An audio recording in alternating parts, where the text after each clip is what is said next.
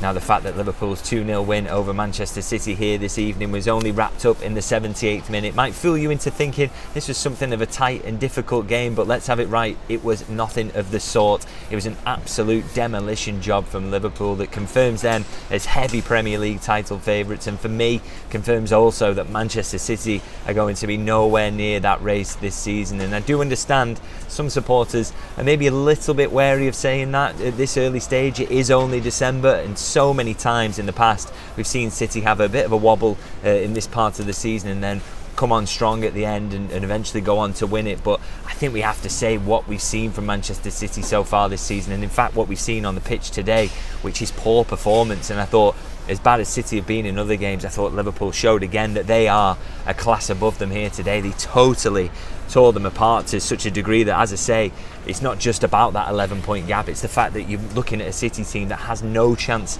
of clawing it back because they just aren't good enough. And I thought, Liverpool proved that in the statistics kind of underline it as well. I mean, 18 shots to 8 in Liverpool's favour, 7-2 in terms of shots on target, 5 big chances to 1 in Liverpool's favour, and the expected goals is ridiculous. 3.35 for Liverpool and just 0.82 for Manchester City. As I say, that is a team being absolutely taken apart, and really, City might take some confidence from the fact that they were still in the game late, but the reality is that only luck and poor finishing really kept them in it. They were very, very fortunate in getting run over. And I think the main place I want to start really in terms of my analysis of the match, just as this helicopter comes overhead and starts making a load of noise, thanks very much, but I think the main point really I want to make here is that you have to give Arne Slot an unbelievable amount of credit for this. I mean, I already have spoken about this in past videos, the idea that he's coming in his first season and it isn't normal that he's doing this well, but I thought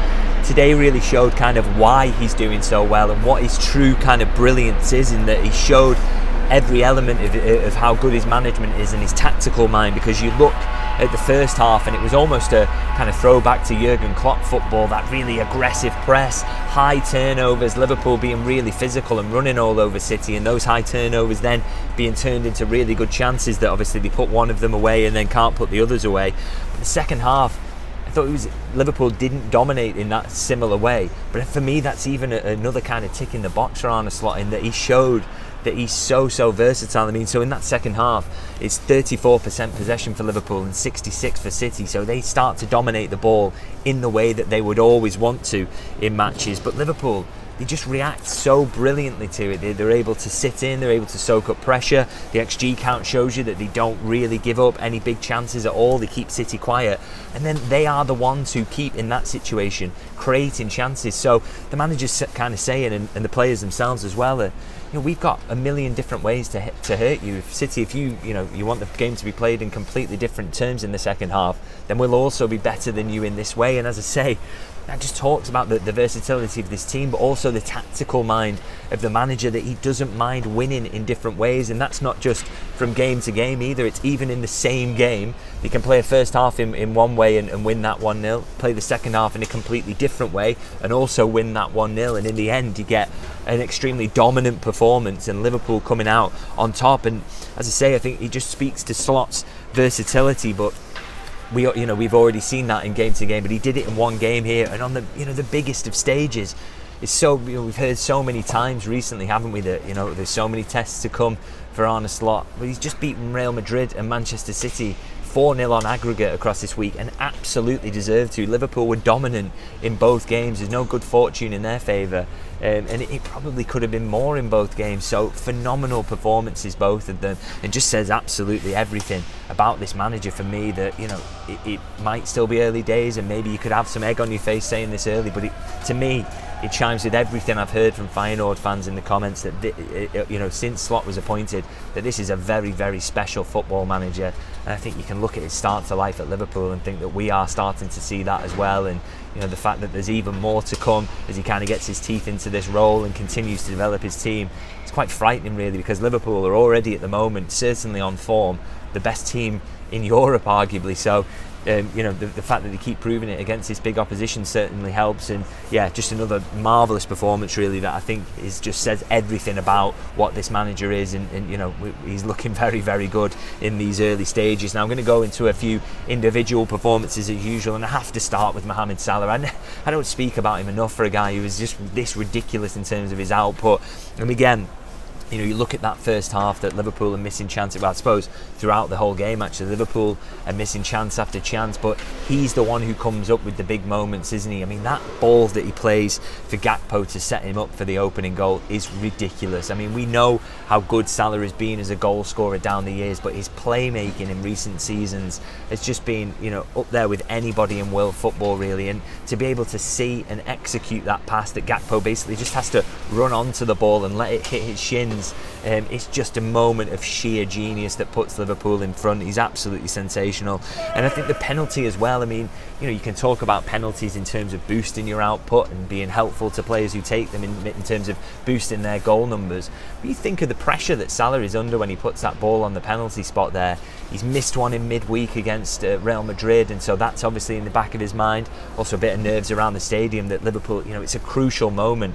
Liverpool have to score there to kind of wrap the game up, because the longer you go on, the longer you're at the potential mercy of a ball just dropping nicely for City and Haaland tucking it away. So it's a huge pressure moment, and yet he steps up and the keeper even goes the right way. A really good dive into that corner, but such is the quality of the penalty that he hits to strike it into that bottom corner that Ortega actually has no chance. And as I say, it's a huge pressure moment, and he always delivers in those, doesn't he? He's just an absolutely ridiculous footballer, not just in terms of his quality but his mentality as well. And again, the question comes up, doesn't it? How could Liverpool replace him for next season at a very minimum? Surely they can't, and surely that puts pressure on Richard Hughes and the decision makers behind the scene, that they really do have to work this contract impasse out and try and find an agreement with Mo Salah, because he's delivering in all the biggest games, in all the biggest moments, and he's a huge reason why Liverpool is so far clear in the title race and why they are top of the Champions League as well. And in terms of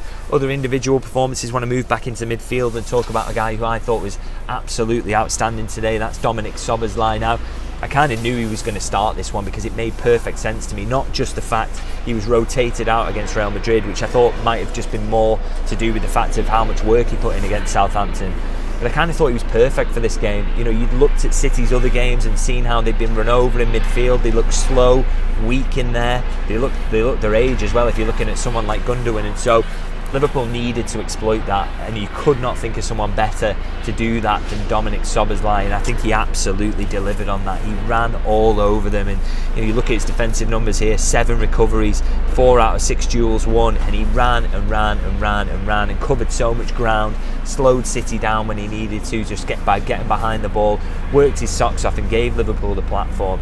But the thing that I loved on the other side as well, which is another thing he is starting to deliver on now, is that attacking end product. And okay, no goals and no assists for him today, but he was so involved in the attacking phase, and on another day could have had goals, could have had assists. I mean, he creates 4 chances, he gets 3 shots away, one which forces Ortega kind of gets lucky with the way he saves it. It does hit him a little bit, and I just thought he's just melding the two perfectly at the moment in terms of that brilliant defensive work rate, which has been keeping him in the team early in the season, but also he's such a threat now in the attacking phase. And if you do both of those things, you're going to be an absolutely top class number 8, almost a Steven Gerrard type contribution really on both sides of the ball, and that's what Liverpool need in that position. And that's what Szoboszlai is starting to deliver, and he's doing it in a huge game today where it was absolutely crucial that he did. So I thought he was absolutely fantastic today and deserves credit. And I also want to give credit in defence as well. And I tried to pick out one of these two. It's the centre-half partnership of Van Dijk and Gomez, but I think you have to talk about them together as a pairing. And for all the talk that Konate is going to be a miss, and don't get me wrong, he's a world-class centre-back, and I'm sure he will be a miss for Liverpool.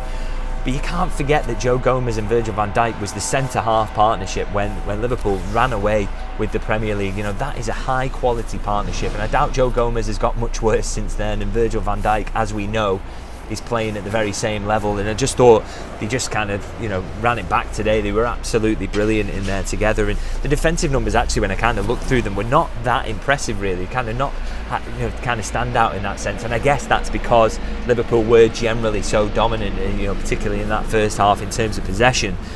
But it's the way that they limited Haaland without having to do too much in terms of duels or tackles or anything like that. You know, Haaland ends the game with 2 shots, 7 passes, 5 touches in the box, and that is because Van Dijk and Gomez would not let the ball go anywhere near him. Whenever a City midfielder had the ball, someone was pressuring him in midfield, and the Liverpool were, you know, the defence were being helped out in that regard. But any time there's a little dink in behind, or, you know, any chance that the ball would go near Haaland, either Van Dijk would be out muscling him, or Joe Gomez would be reading it, and his pace would get him there, and he'd get the ball away and use it really well. And I just thought they worked and dovetailed together absolutely fantastically today, and kind of bullied Haaland out the game. I mean, he very rarely plays well at Anfield, does he? But you know, particularly today, I just thought Liverpool just managed him perfectly and just didn't let him get near it, and that is huge credit to Virgil van Dijk and Joe Gomez for that. I thought they were absolutely immaculate at the back, and I've highlighted, as I usually do, 3 individuals there, and I almost feel kind of harsh about it. I mean, think about some of the performances we saw today. Gravenberch, ridiculous. McAllister, so cool and calm in the middle. Luis Diaz worked his socks off. Cody Gakpo, unbelievable threat, gets his goal down that left-hand side. Andy Robertson, there's been question marks over him coming into this week, and he's absolutely delivered. Trent Alexander-Arnold, the ball for the first goal that Salah sets up, the ball in behind there, and he does tire towards the end, but I thought brilliant today. Quaveen Kelleher makes a big save from a Van Dijk mistake late on. You know, that could have put pressure on Liverpool late in the game, but he gets out and smothers the ball when De Bruyne tries to megs him and gets there, and that's a huge moment, and he was good whenever he was called on today. So from front to back, from starting 11 to substitutes, everybody absolutely magnificent today. And I think it just emphasises, if anyone didn't know about it, and I'm not sure Arsenal fans do quite know about this yet, but this is a really, really good Liverpool team. And yes, there are more tests to come. Big week coming up in terms of away games at Newcastle and Everton, and that will be difficult with some defensive injuries as well, and some issues in terms of that. But I have full faith that Liverpool can do it. I know that Arsenal think that you have to go to Newcastle and lose, but it is entirely, you know, you are allowed to go there and win. And you look at this Liverpool team and think they are more than capable of doing that, because, as I say, they are at the moment playing like they're the best team in Europe, because they've got, and you know, there's good reason for that, because they've got unbelievable collection of players that Jurgen Klopp put together, and also on top of that now a new manager who is, you know, in this early stage, you have to say, is operating like he's on genius level. He's performing that well and just managing and passing every test that's been thrown at him so far. And, you know, beyond that as well, in terms of, you know, looking at the credentials of this team, they are 9 points clear in the Premier League title race, and they absolutely deserve to be as well. So, you know, you couldn't ask for much more. And you know, any doubts that anybody has over this team now coming into the test that they've got ahead of them, I just wonder where those are coming from, because I think every question surely so far has been answered, and I'm sure they will continue to do that, because the quality is there and they are being managed beautifully as well by Arne Slot. It's just hugely impressive. So I'm going to wrap it up there. Do let me know in the comments what you thought of the performance, who was your man of the match, and I'm sure there's going to be praise for so many players in this one, because it was just magnificent, wasn't it, from start to finish. And as usual, if you can like and subscribe, always massively appreciated. I had my biggest ever month actually last month, and that's thanks to you guys tuning in. It also helps, of course, that Liverpool are doing pretty well, aren't they? I think they're going pretty well on the pitch, so always nice to talk about that, and I guess you guys always want to hear about that as well, and watch these videos. So I'm grateful to Arne Slot and the team as well, so thanks for that, guys, if you're watching. But as I say, if you can like and subscribe, massively appreciate that, and I'll be back soon. There's much more games to come, aren't they? They're coming thick and fast, and those away tests coming up, so looking forward to seeing how the team gets on in that. I'll see you guys very soon.